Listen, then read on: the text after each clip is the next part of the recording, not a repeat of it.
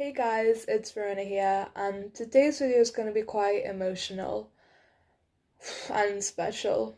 Um, Today marks 1 year of my eating disorder recovery from anorexia. Um, if you know that this video is going to be somewhat triggering to you, please click off it right now because there will be photos and there will be videos of my body, what I went through, and my figure now. So if you find anything from this video you think is going to be triggering, then please click off it right now. I cannot stress enough. Right, so 1 year ago today, I started my recovery. So I think I'll start from the very beginning.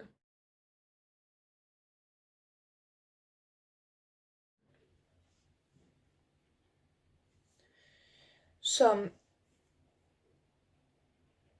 so all my life, I've naturally always been more on the heavier side.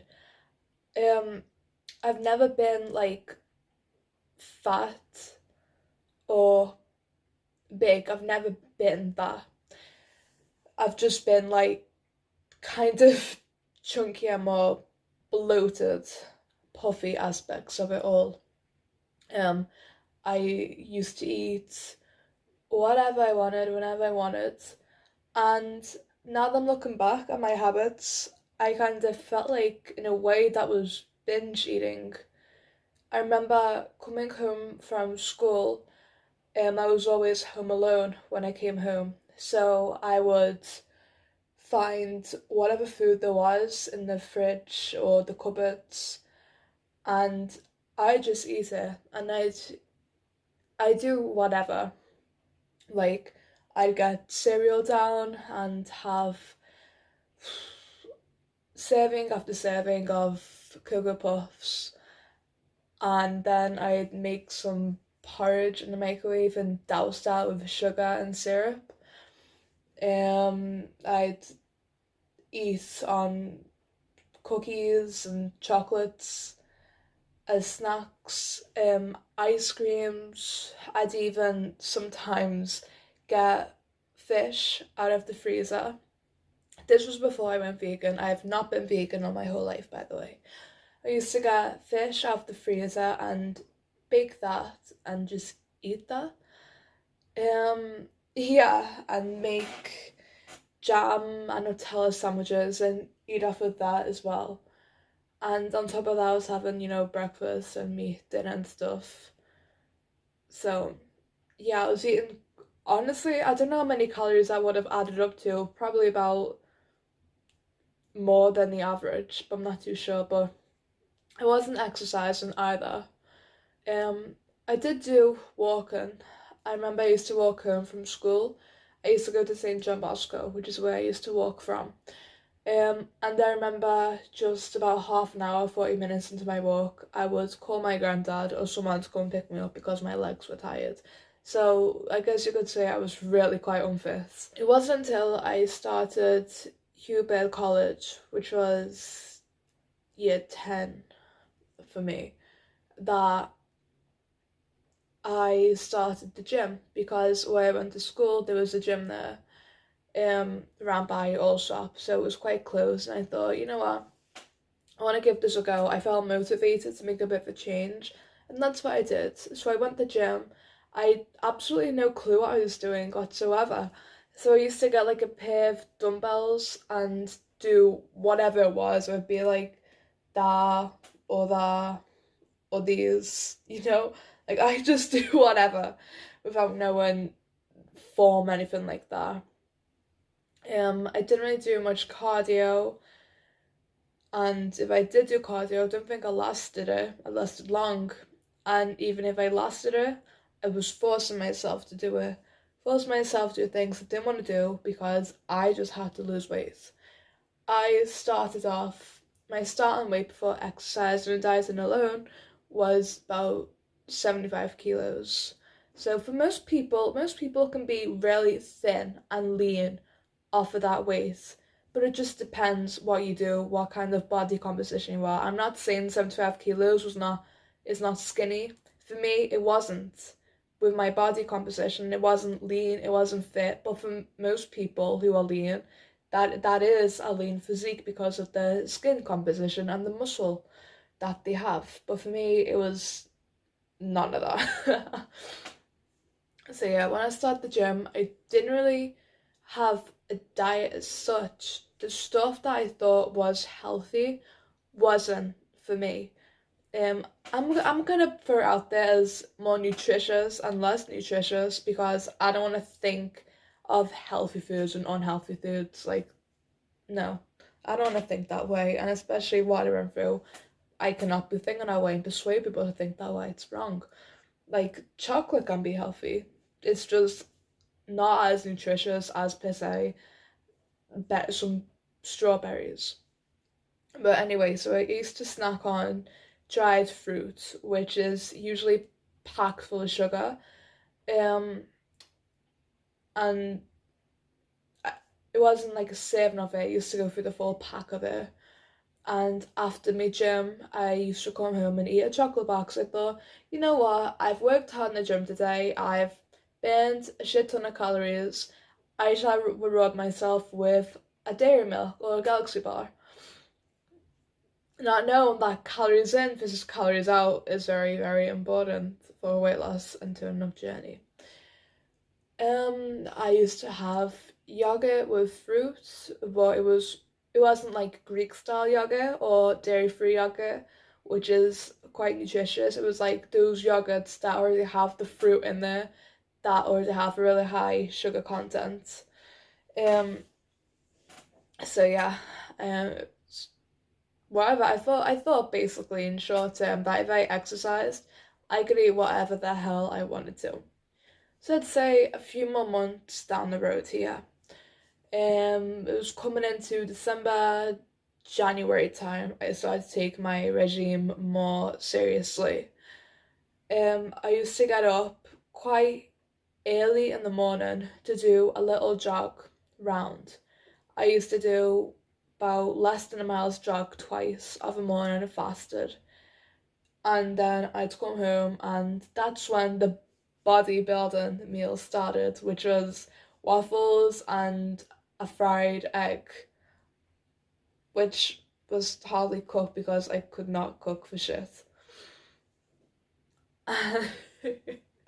Yes, this is where I started taking it a bit more seriously. This is where I started to lose the weight. I didn't really know much about flexible dieting at all. And this is also the point that I learned about a caloric deficit, which developed my anorexia. Right, so a good caloric deficit varies between people. You can be in 1700 calories and lose a ton of weight. 1500 calories to lose a pound of fat, whatever. But for me, I thought a caloric deficit was around about less than 1,000 calories per day, and that's exactly what I'd done. So a usual meal plan day in a life for me went like this when I was doing my deficit, in short, my starvation diet. First of all, I would not recommend this to anyone. If you are clicking on this video thinking that since I'm talking about my eating disorder, and because I'm throwing what I used to do out there, that it's healthy and it's good to lose weight like that, no. No. I would not take any of this advice. I'm just throwing it out there what I used to do. So you know the process and what I've overcome. So a usual day plan went like this for me. I would wake up, I'd drink a shot of apple cider vinegar of the morning. I tried all these fad diets, water fasts, apple cider vinegar, intermittent fasting, which I did not get the term of because I literally skipped both breakfast and lunch, and I'll get to more of that in a bit.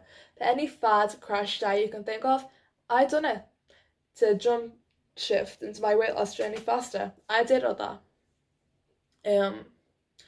So yeah, it was apple cider vinegar of a morning for lunch, it was a piece of fruit, and then, keep in mind, I am exercising.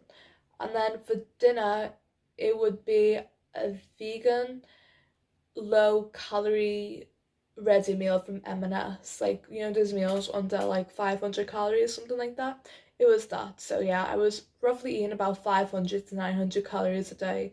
If it even peaked up to 1000 calories, I would freak out and I'd be like, that is too much for me. Um, and I remember when I used to do my little cheat days. This is hilarious, this part. When I used to do, I just can't believe I did all this. When I used to do my cheat days, um, I said to my mum that those were the days that I could eat 1000 calories.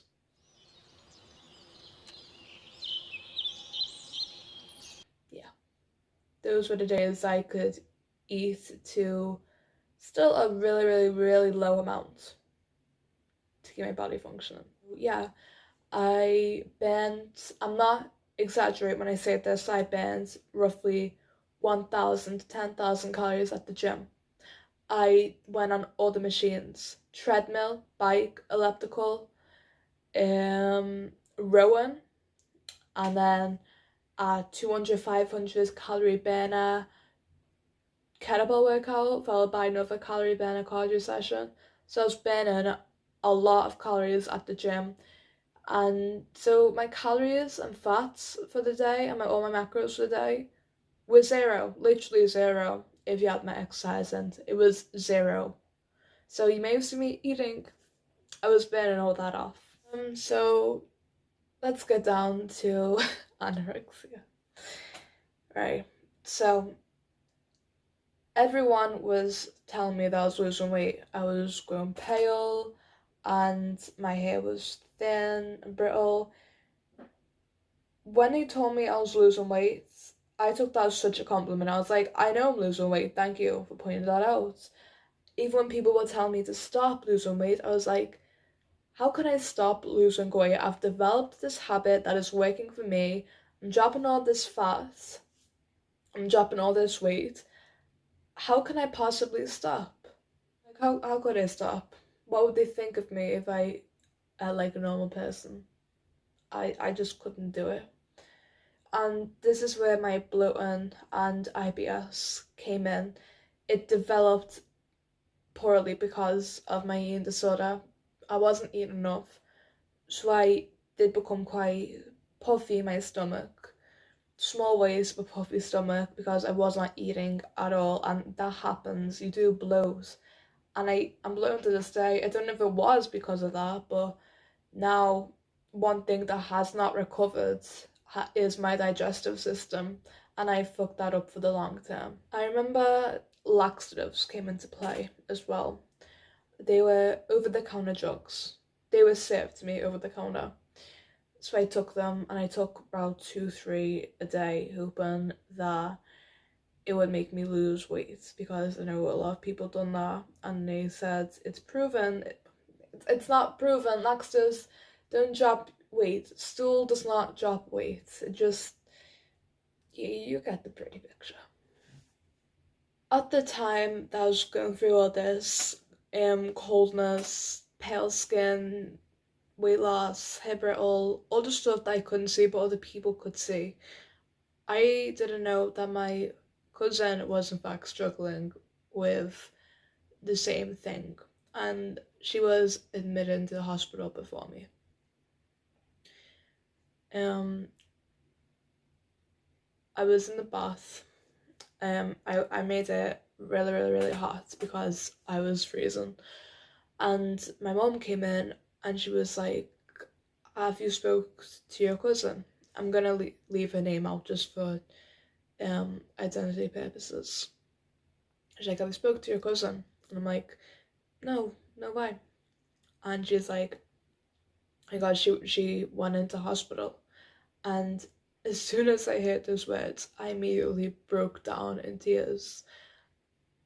Absolutely broke down. And then that's when my mum tried to drive some sense into me, saying that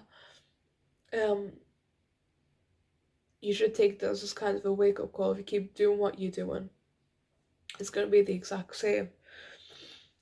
And I was lost because I wanted to get better for her, but I didn't know how to. I didn't know how to eat more. I didn't know how to be on a good nutrition plan. I didn't know any of this at all. So I didn't know where to start, and I wasn't getting any help either at this time.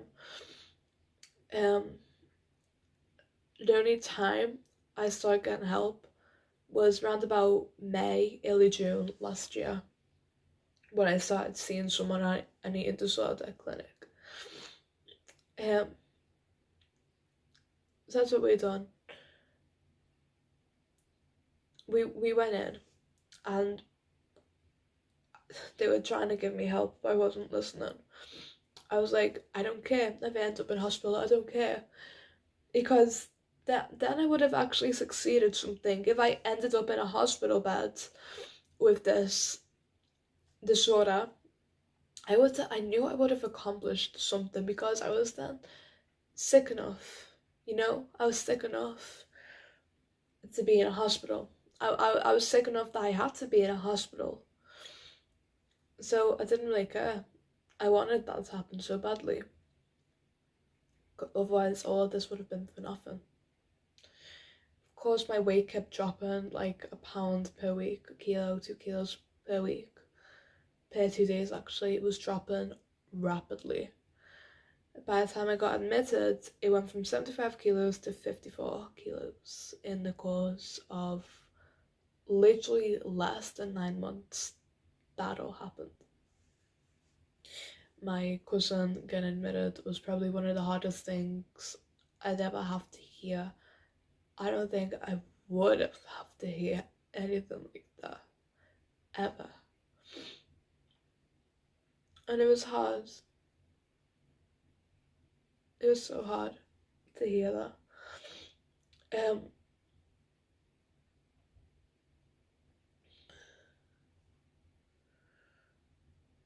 I just couldn't imagine. I went to see her, and that was that. Like, I felt like breaking down. Everyone kept asking me if I was okay, and I said, yeah, I'm fine.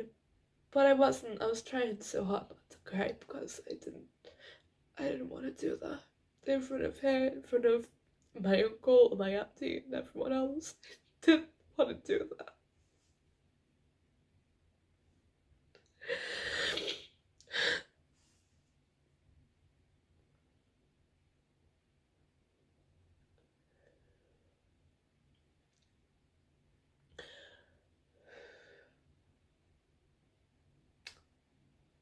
So I think now we should start talking about my admission.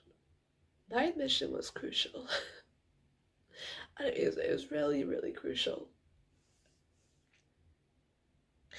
It was a year ago today. I had my admission. A year ago today, I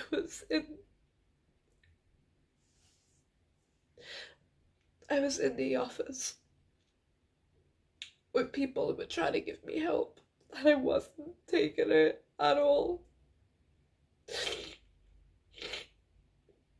I didn't know that my final that this meeting would be the last time that I would go to see someone over something like this.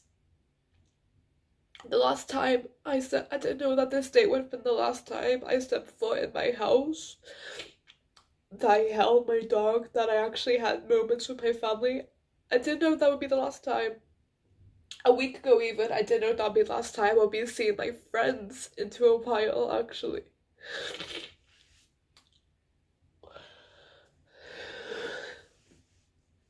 This is what happened.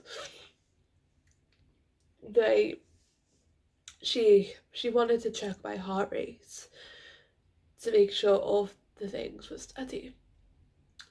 And that's what I did. We got hooked up.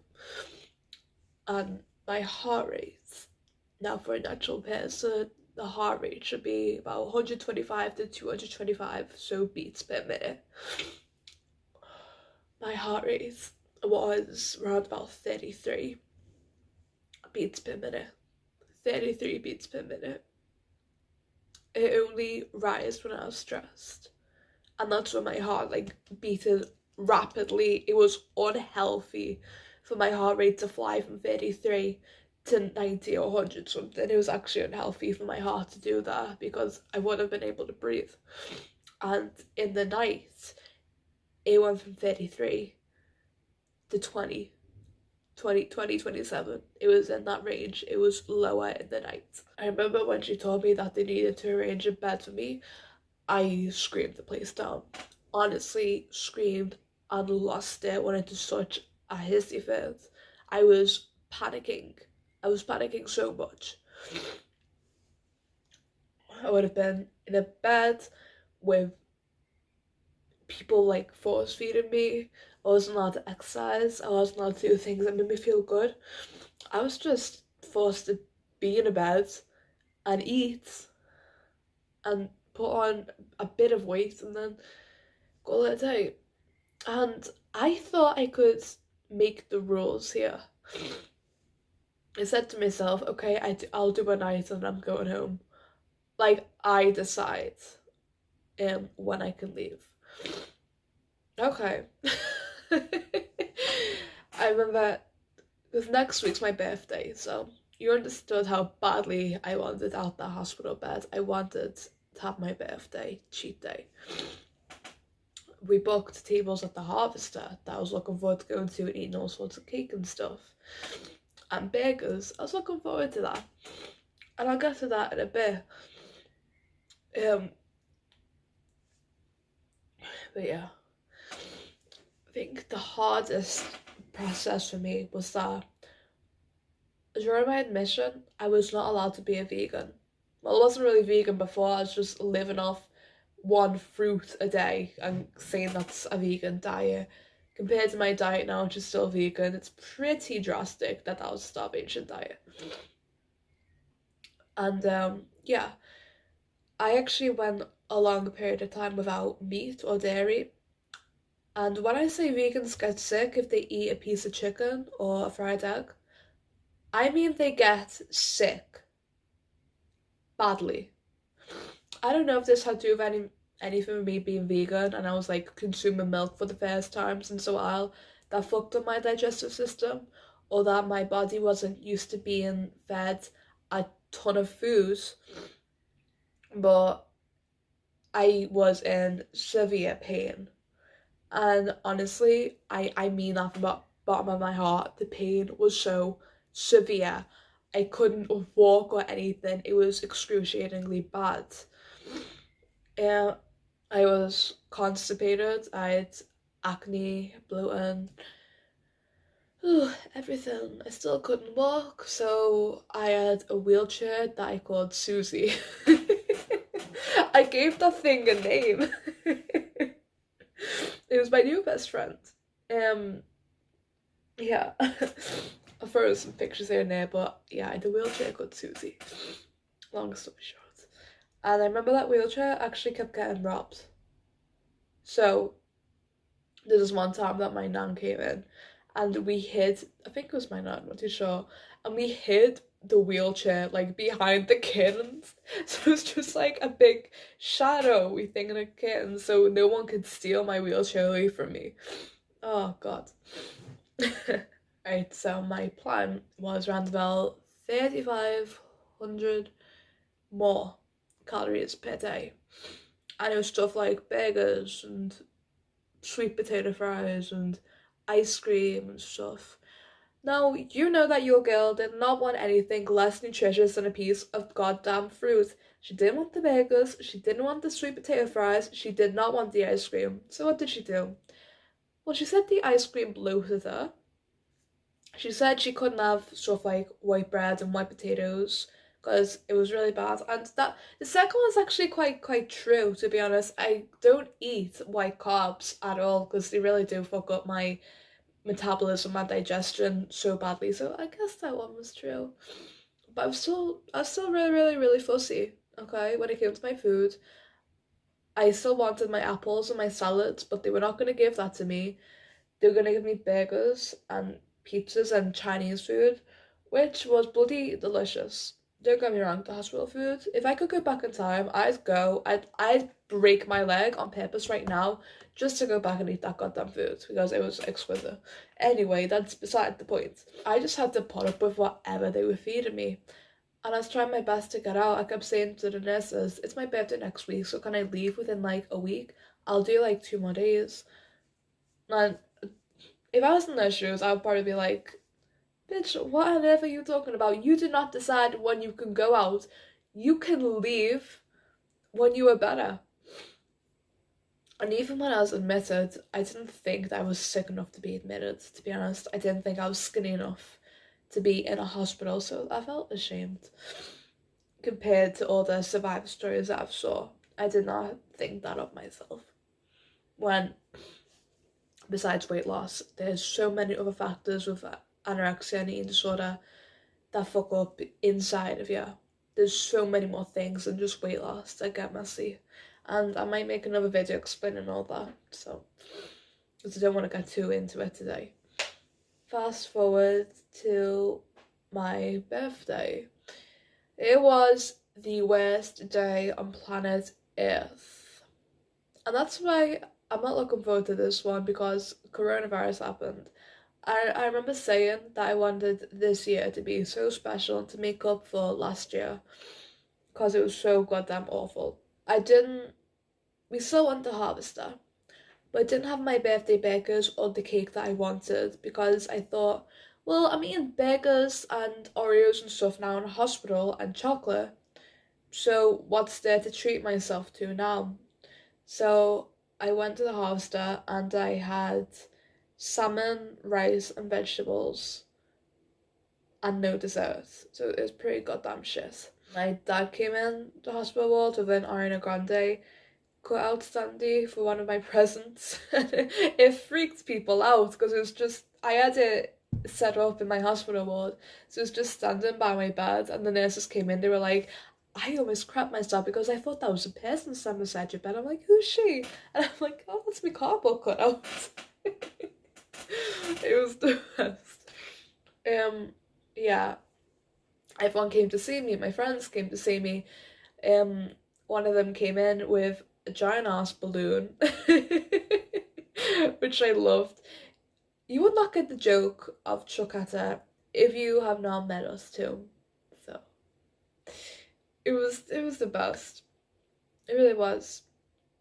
Yeah, everyone came to see me, so it wasn't as bad, but it wasn't the birthday that I wanted.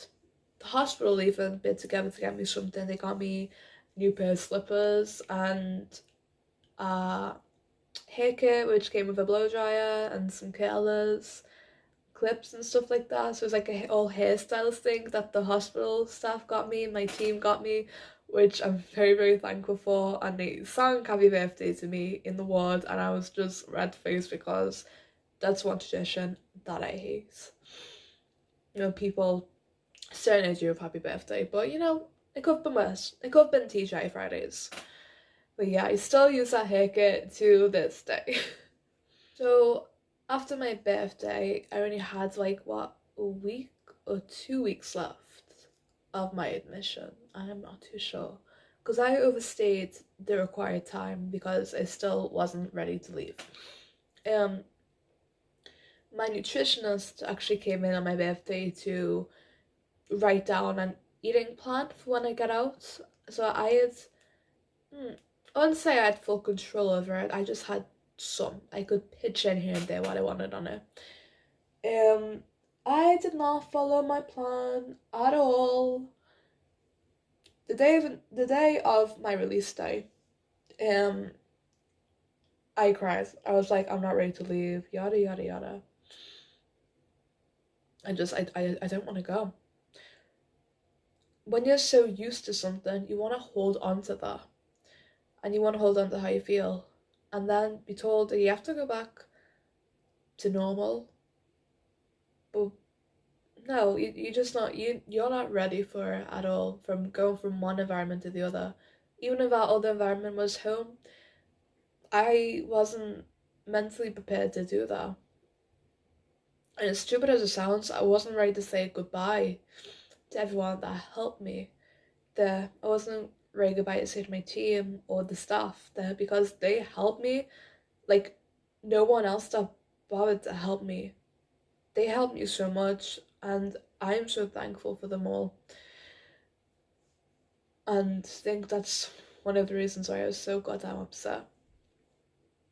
Um, I didn't have my wheelchair. We could not take that thing in a booth. I was panicking I had to go back to college in a wheelchair.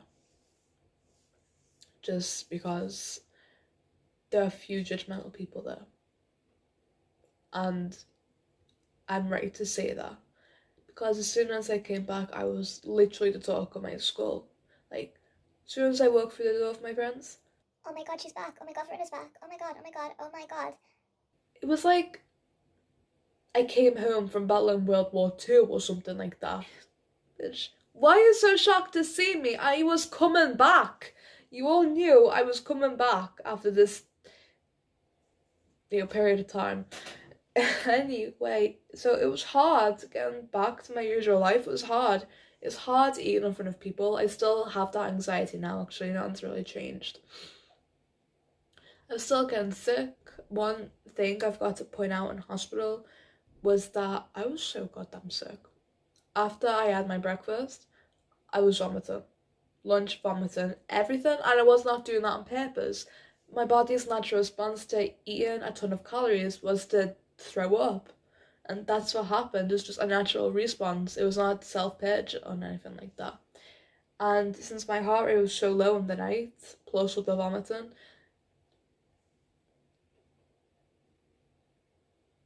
I will not forget the day where I don't hear peace.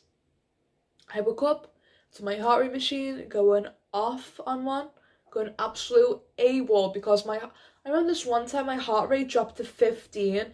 I did not know that. I don't think I was even conscious. I remember it was quite blurry actually one of the nights when my heart rate was going off. It was quite blurry. I looked at the screen, it did say 50 or something like that, and it was like red light, red light, red light. And I went back, I was like unconscious, something like that. And my mom told me the morning after that it was so low. I didn't know that. I don't even know what happened. But I do remember seeing some of them numbers though. And it was just the nurses coming in, tying me up, trying to do the machine, get my heart rate back on track. Ugh, I did not get my 7 to 8 hours of sleep that I needed to get. Just excruciating.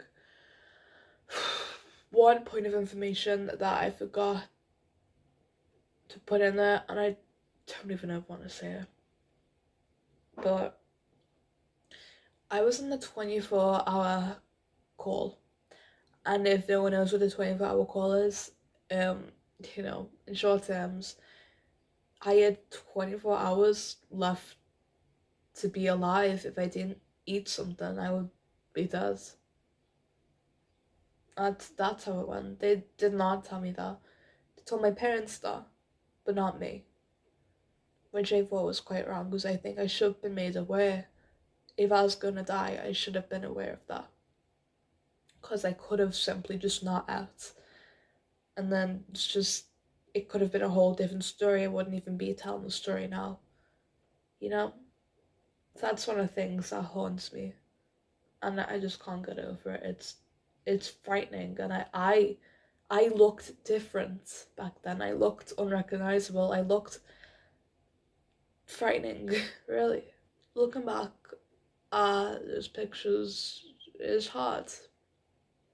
But from the negative, I have to focus on the positive. After my admission, I went on holiday to see my family. And I don't want to get emotional talking about this, but I know that I am. I want to see my family. I usually only see them once a year. We stayed for a month. So I'm not going to be seeing them this year. Next year, I don't know. Might be another 2 years I get to see them, which sucks. And I made the promise with myself that I would eat when I'm hungry and stop when I'm full, like intuitive. Eat whatever I wanted. If it was pizza on a Wednesday, I'd eat it, because on a holiday you want to just enjoy everything and leave with no regrets. And that's exactly what I done. I left with no regrets. Obviously, I didn't really feel like myself, but I left with no regrets. And the big point I forgot to point out was that after hospital, I went back on a diet.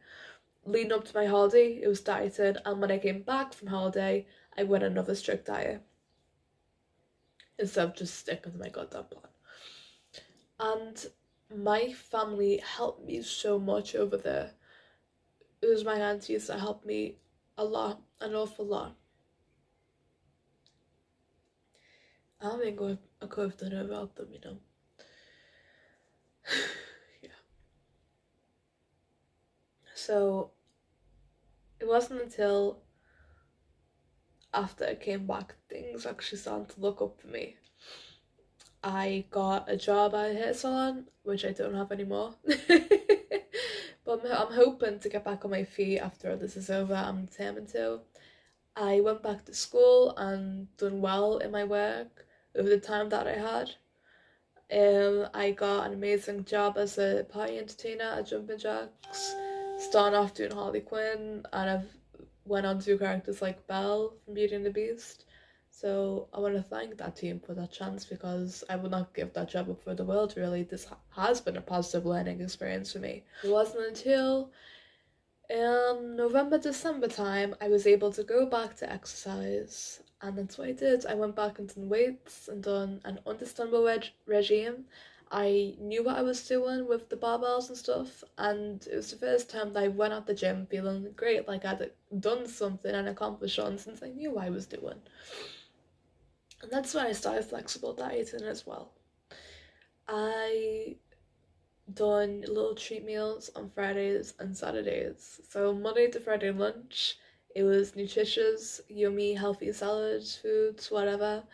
And then on Friday night and Saturday night, I'd have whatever I wanted, pizza, burgers, whatever. Because for me, that works, and I like to find that balance a tiny bit. I want to take my relationship with food a bit further by trying to come up with intuitive eating, like maybe a bake out on a Wednesday or something like that. I'm not too sure, because it's the bravery that I don't have. So, but I'm learning. It's all gonna be a learning experience for me. So yeah, I think without all that, I'm not too sure I would have had the things I have right now and the relationships I have right now. My cousin is okay, for everyone curious, and we're helping each other day to day. She's one of the blessed people I can talk to. Help each other through everything. I have one of the best relationships with my cousins. One of the best. It's amazing. They make me laugh, and I love them. I love them a lot. Yeah, my birthday's next week, and hopefully I can make the most of it. I'm gonna eat some cake. I'm gonna make it my little treat day, eating unlimited calories. I might make a video about that, filming my first ever cheat day in a while. I might do that. Very excited to. But yeah, 1 year, and I'm gonna do a little. So this is my current physique. Slowly learning to get my abs back a tiny bit.